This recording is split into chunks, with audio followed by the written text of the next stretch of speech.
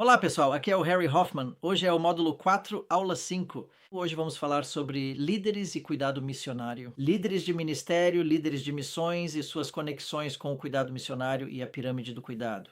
Os líderes geralmente carregam a responsabilidade de assegurar que as equipes e seus membros recebam o cuidado missionário adequado, que todos os ângulos de suas pirâmides estejam cobertos. Mas quem cuida dos líderes? Assim, hoje quero analisar duas coisas.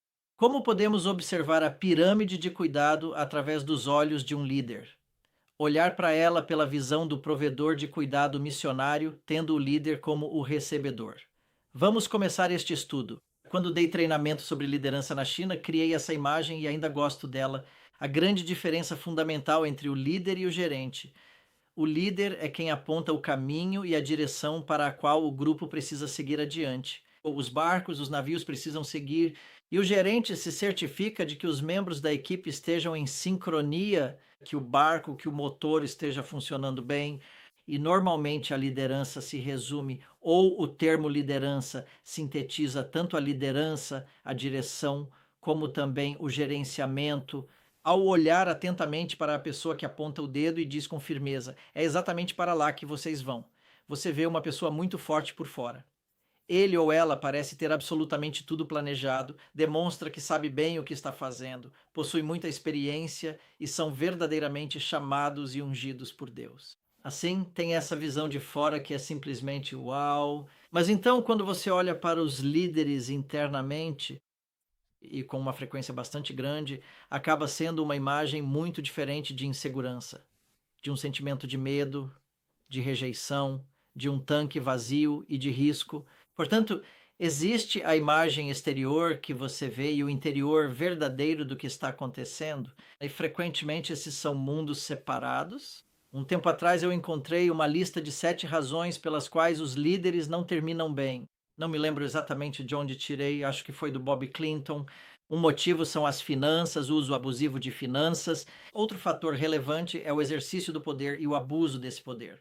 Outro motivo recorrente é o orgulho que inevitavelmente leva à queda. O terceiro motivo é o sexo e a relação sexual ilícita. O número 5 é a família. Problemas críticos na família. O número 6 é o conhecido efeito platô. Quero crescer só até aqui, não quero crescer mais do que este ponto. Você estaciona em seu desenvolvimento de liderança. O número 7 é a ferida emocional e psicológica. As pessoas que você lidera necessitam que você proporcione um nível de segurança, direção, transparência e estrutura. Você faz essas coisas como líder, mas ao mesmo tempo precisa de segurança para revelar e compartilhar sobre o que realmente está acontecendo em sua própria vida. Assim, você proporciona segurança, mas não recebe a mesma segurança que você precisaria para abrir seu coração e sua vida. Por conta disso, os líderes vivem em grande tensão e muitos terminam por fracassar. De que forma eles compensam essa tensão? Isso fica claramente demonstrado através daquelas 7 razões específicas pelas quais eles não terminam bem. Dessa forma, eles caminham em direção ao orgulho, poder, dinheiro e sexo. Podem desenvolver uma vida secreta, uma vida dupla, ou simplesmente abandonam tudo. Agora, como provedor de cuidado missionário, você, como um daqueles 4 ângulos, quer cuidar, quer oferecer cuidado missionário para o líder. A pergunta número 1 é: quem está no centro? É o líder no desempenho de sua função de líder que está no centro, ou é o indivíduo que está no centro? Então, deixe-me começar olhando para o líder no centro. Portanto, se o receptor for o líder, então o objetivo da pirâmide do cuidado é apoiar o líder. E às vezes é mais fácil conectar-se a uma posição como provedor de cuidado missionário para apoiar a pessoa em seu papel. Falo de cuidados estruturais, desenvolvimento organizacional e formação de equipe. Falo de ajudar o líder a desenvolver metas inteligentes, desenvolvimento estratégico, planos de crescimento, cuidado com a equipe, workshops de aperfeiçoamento de habilidades interpessoais, aprendizagem intercultural e muitas outras coisas que cabem em qualquer um daqueles ângulos. Assim, nos 7 cuidados que eu compartilhei: cuidado pastoral, cuidado da estrutura e o cuidado da equipe. Existem vários recursos diferentes que podem caber ali para apoiar plenamente o líder no seu papel como líder. Portanto, se o recebedor de cuidado for a pessoa e não o líder, às vezes é mais fácil conectar-se melhor com o papel de liderança. Mas se você, como cuidador missionário, quer se conectar e pergunta: como você está? Como está seu cônjuge, seus filhos? Está tudo ótimo. Eu sempre tenho que sorrir quando ouço que está tudo bem, que os cônjuges estão ótimos, os filhos estão ótimos. Ouvi tantas histórias de um amigo meu. O filho adolescente dele chegou em casa, acabou se tornando líder de uma gangue.